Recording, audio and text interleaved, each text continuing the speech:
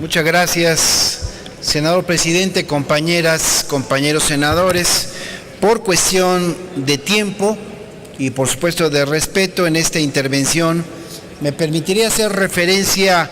únicamente a dos dictámenes de la Comisión de Educación, el que se refiere al tema del analfabetismo y el tema de la deserción escolar. Quiero hacerlo iniciando con una reflexión de José Martí, quien proclamó en el siglo XIX que un pueblo instruido será siempre fuerte y libre, y que el pueblo más feliz es el que tenga mejor educados a sus hijos. Y quiero recordar también que en México, el oaxaqueño José Vasconcelos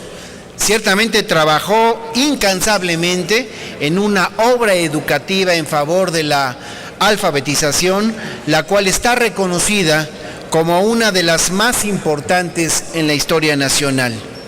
Y cómo no recordar también que en la administración de Lázaro Cárdenas sucedieron relevantes contribuciones en la educación técnica popular, campesina y para adultos. Sin embargo, actualmente, a pesar de tantos recursos y programas gubernamentales, subsiste el problema del rezago de la alfabetización.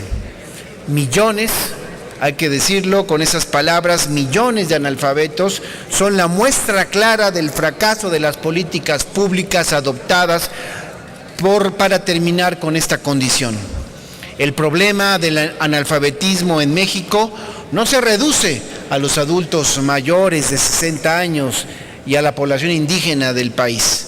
Es un síntoma, desde mi punto de vista, de la falta de crecimiento del país, de la desigualdad creciente y, sin duda, de un modelo de progreso que favorece a los indicadores macroeconómicos antes de favorecer el desarrollo humano.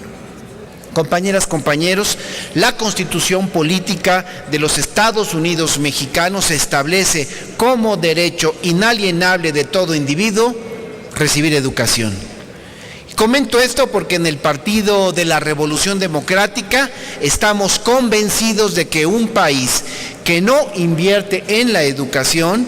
de su población no tiene ninguna esperanza de desarrollo. En consecuencia, siempre estaremos a favor de fortalecer la educación en todos sus niveles y en todas sus modalidades. Nuestro compromiso es buscar desde el Congreso de la Unión garantizar la gratuidad de la educación.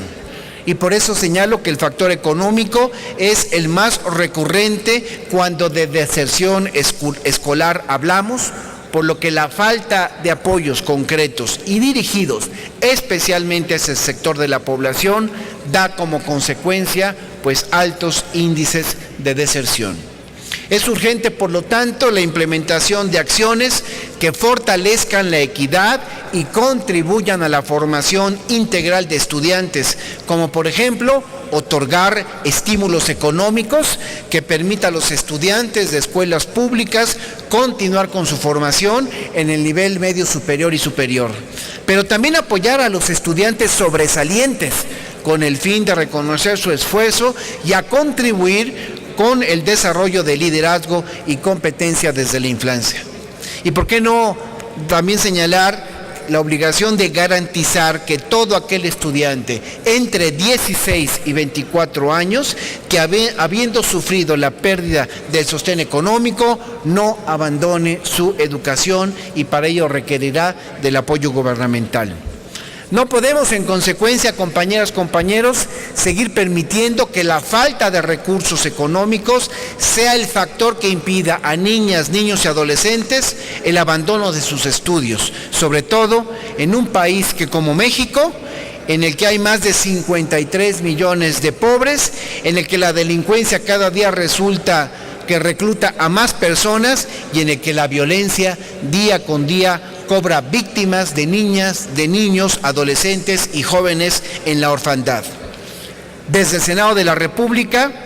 planteamos la aprobación del presente dictamen en sentido positivo y planteamos que se exhorte respetuosamente a los titulares de la Secretaría de Educación Pública y del INEA con el objeto de reducir y erradicar los índices de analfabetismo y deserción escolar que más de 6,000 mexicanos mayores de 15 años padecen actualmente, de los cuales 3.5 millones son mujeres y 2.3 millones son hombres. Es cuanto, senador presidente.